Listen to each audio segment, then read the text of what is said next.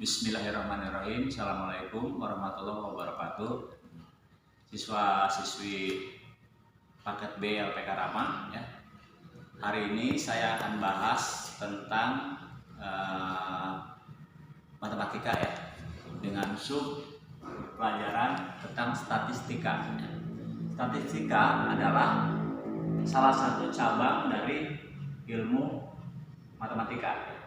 Statistika mempelajari tentang pengumpulan data, kemudian penyajian data, pengolahan data ya, supaya bisa, dan penganalisaan data ya. Dengan demikian nanti dapat dianalisa ya hasilnya secara logis dan baik tentunya ya. Baik ya, saya mulai dengan ke materinya langsung ya. Nah, yang pertama pengumpulan data. Pengumpulan data itu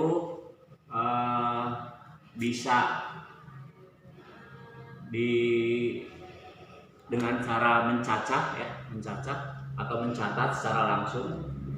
Bisa juga mengambil data-data dari media sosial lain ya, data yang sudah ada itu maksudnya. Kemudian cara pencacahan atau pencatatan juga ada dua macam. Ada secara sensus, secara full, artinya seluruh data yang kita ambil kita catat. Ada juga hanya kita mengambil sebagian data aja atau sampling ya. Sampling artinya dari suatu populasi data itu diambil sebagian aja yang mewakili gitu. Nah, sebagai contoh begini ya. Misalkan di paket B ini ada pemilihan ketua kelas ya. Ada pemilihan ketua kelas. Saya tulis begini katanya. Ini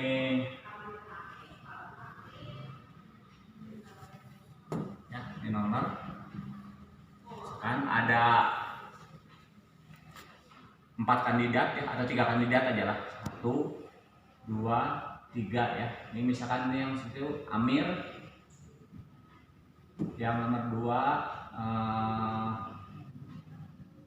Dodi begitu ya, Dodi, dan yang ketiga misalkan Ria. Jadi ini adalah ini nama calon ya, nama calon ketua kelas,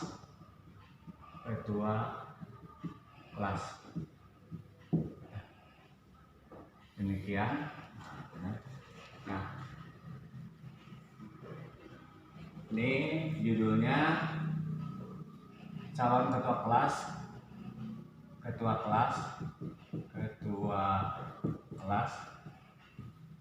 paket B ya, paket B.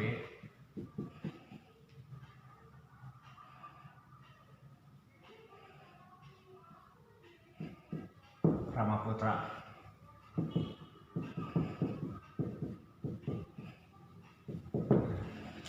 Nah, kalau jumlah keseluruhan siswa paket B ini katakanlah misalkan 40 orang ya, 40 siswa. Jumlah 40 siswa. Jadi paket B ini seluruhnya 40 siswa. Nah, kemudian kita akan mengadakan pemilihan termasuk calon sendiri gitu ya, calon sendiri nanti dia memilih juga. Kemudian didapat data sebagai berikut misalnya.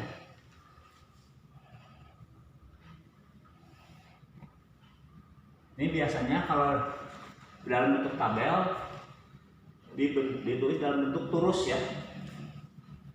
Kalian mungkin sudah lihat kalau misalkan dalam pemilihan umum per 5 tahun biasanya suka ada bentuk turus ya, seperti itu. Bisa katakanlah Amir dapat suara sebanyak 10 ya. Ini jumlah suara ya.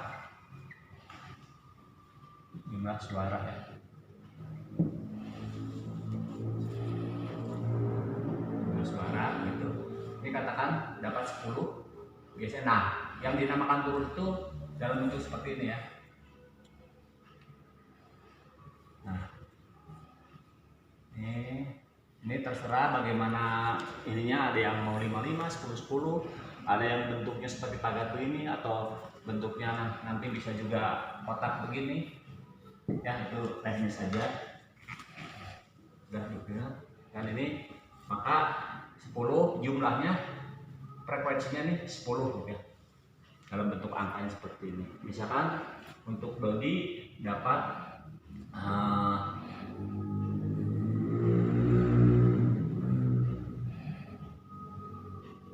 13 gitu ya. 13 gitu. Kemudian Ria tentunya berapa? Ini 23, berarti 17 ya.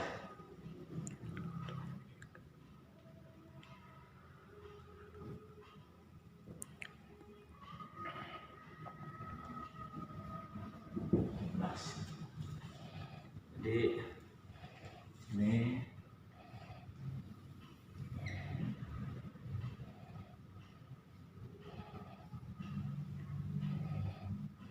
jumlahnya, jumlah 40. Nah contohnya seperti ini. Jadi ini adalah bentuk penyusunan atau penyajian data dalam statistika ya. Di contohnya seperti ini, ya, pemilihan siswa, pemilihan ketua kelas, calon ketua kelas, siswanya ada 40 siswa. Kemudian ini perorangan suaranya seperti ini.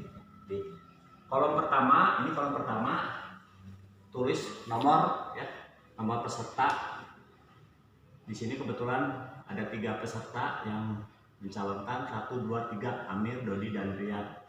Kemudian kolom yang keduanya nama ya, nama dari peserta itu sendiri. Jadi Amir, Dodi, dan yang kolom ketiga ini turusnya, pencatatannya ya, pencatatan pengambilan suaranya. Ini biasanya dalam bentuk turus ya, seperti ini. Dan yang kolom keempat ini frekuensinya atau jumlahnya, jumlah dari data ini. Dapat 10, 13. Jadi dari kita membaca data seperti ini, kita langsung bisa mengerti bahwa perolehan suara yang terbesar tentunya adalah nomor 3, Ria, sebanyak 17 suara. Dan yang kedua Dodi 13, dan yang ketiga Amir 10 ya. Jadi dengan data disajikan dalam bentuk diagram ini, orang akan mudah untuk membaca atau mengerti ya data ini. Udah.